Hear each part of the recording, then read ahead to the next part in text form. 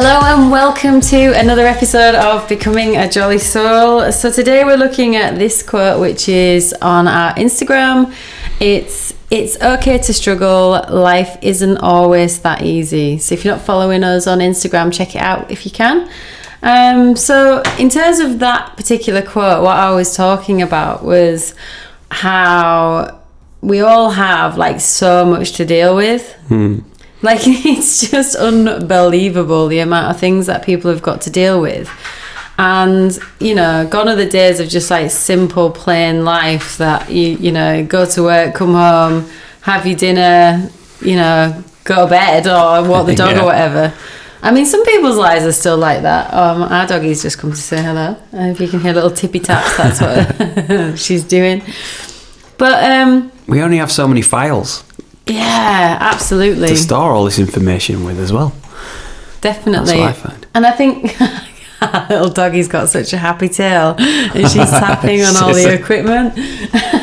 Come here. Sorry about that. Okay, so so it was actually about a week or two ago. I came across a guy who he was really struggling, and he was talking to me about like sort of his mental health and stuff, and he was working in the house actually, and he was saying about how his dad was kind of, I don't know, like not really, he didn't really get it. He didn't understand like what he was talking about when he was saying like, you know, he doesn't feel himself and what have you. Yeah. So I think he was say between, can you imagine if he's listening and I say his age? I'd say he was like in his late 30s, early 40s, maybe late 30s probably. Yeah. And I was saying to him how, you know, I suppose, so he was that age and his dad would obviously be older than that. And I was saying to him how, you know, I know like with my own self and like some of the difficulties I've had, I remember my dad being, you know, obviously supportive, but he sort of very much didn't really get it all either. And I think that was because like sometimes like people who were of like maybe a bit of an older generation, I don't think they necessarily had the kind of things that we have to deal with. And I also think like the distractions of things, they didn't necessarily have those things to deal with.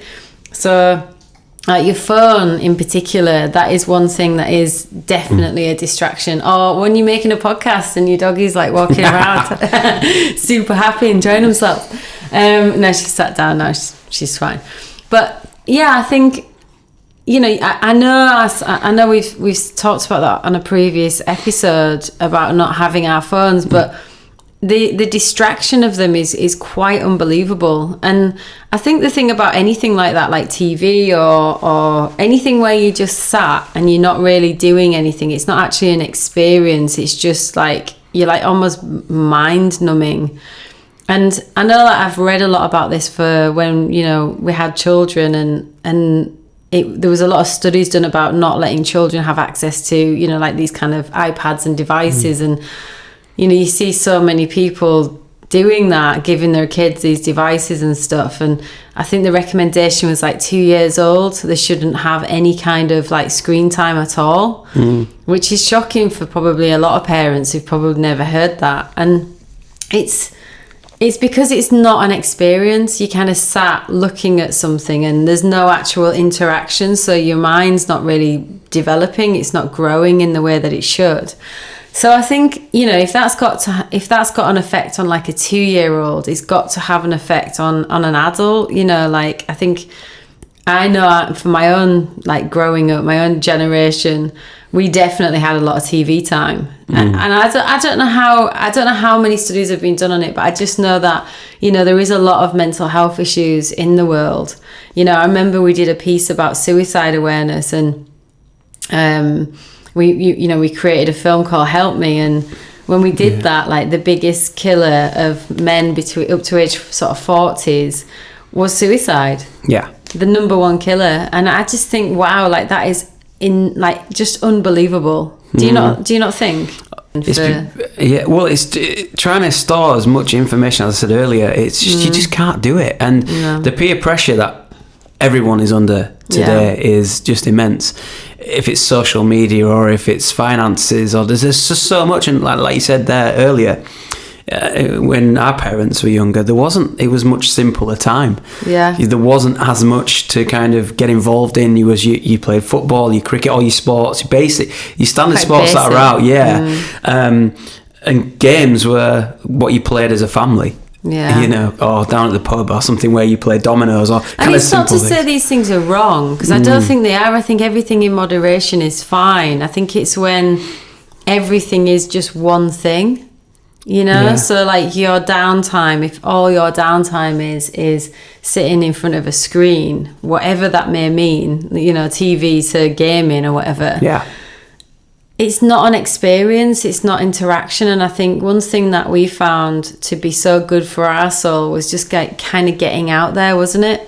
So things like, you know, just going out for a walk, going for a run, or, you know, we used to go to the woods a lot. I mean, how replenished did your soul feel going to the woods? It was unreal, wasn't it? It was just the interaction and like actually being there. But we'd like hire the bikes and things. And I know not everybody's able-bodied enough to be able to do all of them things, but just getting outside is so good for you. You don't even have to go as far as that either, do you?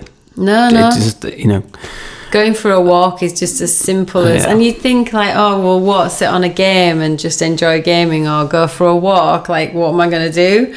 And I get it, like, we've totally been there where we would have much rather just sat down and just had fun in that particular way. But I think the thing is that the downfall of them things is that it's not good for your mind. And I think the main thing about your mind is that it's the thing that's running you. It is the shit. It's like the motherboard, isn't it, of the brain, of the body and everything. Your body's a vessel, and everything inside you is what's driving that vessel. You can change that vessel to whatever you want, but it's the vessel. It's the mind, the body, internal body is like what's driving that, and that's what you've got to nurture. And I think like with the guy, just going back to him, and when I was chatting to him, he'd found that he was drinking heavily and that he was turning to drink, and he would, you know, he said, I'm not myself when I drink. And I was like, okay, well, what's the reason for that? And he was like, what do you mean a reason? I was like, well, you don't turn to drink for no reason. And I was like, fair enough, it's addictive, it makes you feel good in the moment, but what is the reason? And he'd never really thought about it. Yeah. He'd just drunk a lot, turned into a different person. I was like, well, what kind of person do you turn into? And he was like, well, I'm quite angry. And I was like, right, okay, so what's the anger issue then? And he was like, anger issue? He'd never ever thought about it in his life. He couldn't believe it. He was like, he sort of was dumbfounded by that moment, and he was sort of sat there for a bit, and he was just like, wow, like I have got anger issues. And I was like, yeah, well, how, you know, I guess it's easy for someone from the outside when you hear a few things like that to recognize it. I was like, maybe you need to look at that. What is, because obviously this alcohol was giving him the freedom to express some of the emotion that was obviously almost trapped inside. Yeah. So I said to him, you know, I asked him about kind of why he was angry and what have you, and he'd gone through various things, like he'd gone to Afghanistan, and there was all sorts of things that he'd gone through. And I said, well, maybe you need to talk about that. And one of the things he said is he'd tried to talk about that with someone on the NHS. And, you know, I think the thing is about with anything in life, you know, sometimes you're really fortunate and sometimes you're not so much. And obviously for him, he'd not got anything out of it. And he said, you know, they just weren't listening, and it was always difficult to get any help, And I think, you know, for myself, you know, I couldn't recommend like speaking to someone more highly. I think everybody's got trauma and issues and things that they've gone through in life. And I think a way to deal with them is to kind of just almost talk through them and then be able to then leave them. I think like for my own self, that's one thing that I did in my past, was able to have that time to have those discussions about things that have happened. And, you know, because trauma, a lot of people don't realize that they're living with trauma every day, and they're kind of using like escape tools like alcohol or vices, or, you know, losing themselves in a video game or watching a film to kind of, it's like hedonism, isn't it? It's kind of getting to a pleasure zone, like away from reality.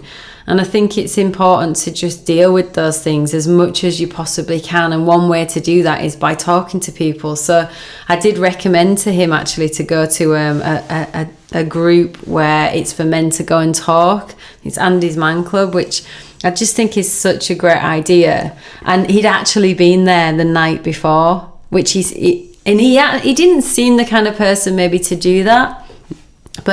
And he said himself, it was like totally weird. I just went and I did it. But when I got there and I sat down and I started to talk, and the thing about it was that afterwards I felt better.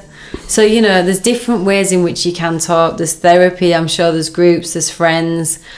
You know, you've got to find a place that you can open up and be able to talk about the difficulties that maybe that you're going through or that you've gone through. So I hope that helps you today, and I hope that you join us on another episode.